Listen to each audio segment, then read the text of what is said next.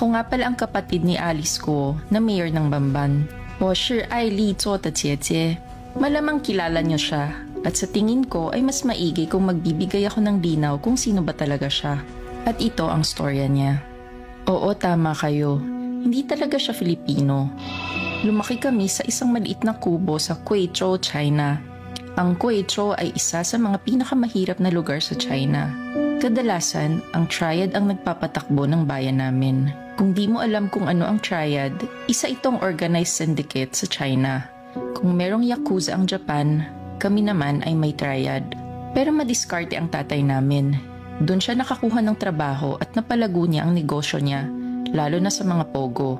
Kaya yumaman din kami, kaso sa maling paraan. Kung di pa kayo naka-follow sa amin, follow ka na para updated ka sa mga bagong stories tulad nito. Noong 2018, lumapit ang Chinese government sa triad at meron silang pinag-usapan. Sa gitna ito ng tensyon sa West Philippine Sea. Sabi ng gobyerno, what if magtanim tayo ng sleeper cell agent o espiya sa Pilipinas? Pero hindi dapat malaman na ang Chinese government ang nagpadala nito in case mahuli. Dito na papasok ang triad. Aakuin nila ang sala just in case worst comes to worst at magkabukingan. Kapalit daw nito ay magpapagawa ng isang malaking pogo hub sa bayan na hahawakan ng sleeper agent o spy. Bahala na ang triad kung ano ang gusto nilang gawin sa pogo hub. Isa pang kondisyon ay dapat sila din ang mag-finance ng operasyon. Ang training ng spy ay sagot ng gobyerno ng China dahil wala rin namang kakayahan mag-train ang mga triad members. MSS ang mamamahala dito. Ang MSS ay ang Chinese counterpart ng CIA sa US. Ewan ko naman sa tatay namin at kami ang vinolunteer. At dito nagsimula ang training namin ni Ate Alice. Sinama ako sa training as a backup just in case may mangyari kay ate. 2 years din kaming nag-training. Ang hirap maging espiya. Pero ang pinaka-challenge namin ay ang mag-aral ng Tagalog. Pansin nyo din sa hearing, may punto si Ate Alice at basic Tagalog words lang ang gamit. Kasi nga Mandarin talaga ang native language namin. Hindi rin okay ang backstory namin ni Ate Alice. Wala masyadong eksplanasyon sa mga nawawalang taon namin bago dumating ng Pilipinas.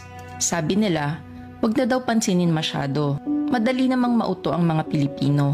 Pera lang ang katapat. 2020 pinadala si Ate Alice sa Bamban. At dito na nila plinano na maging mayor si ate sa Bamban. Isang maliit lang na munisipyo para di halata ng Philippine government. Nakapag-register din siya as a voter at nakapasa din sa COMELEC checking as a mayor candidate. Akalain mo yun, pera lang talagang katapat. And the rest of the story ay alam nyo na. Nanalo si ate bilang mayor. Nakapagpagawa siya ng malaking pogo site. At pati ang mga pogo workers ay ginawan din nila ng peking passport at birth certificate. Marami ring natutunan si Ate Alice sa Philippine government, lalo na sa emergency response nila in case may aatake. Lalo na din ang mga plano sa West Philippine Sea.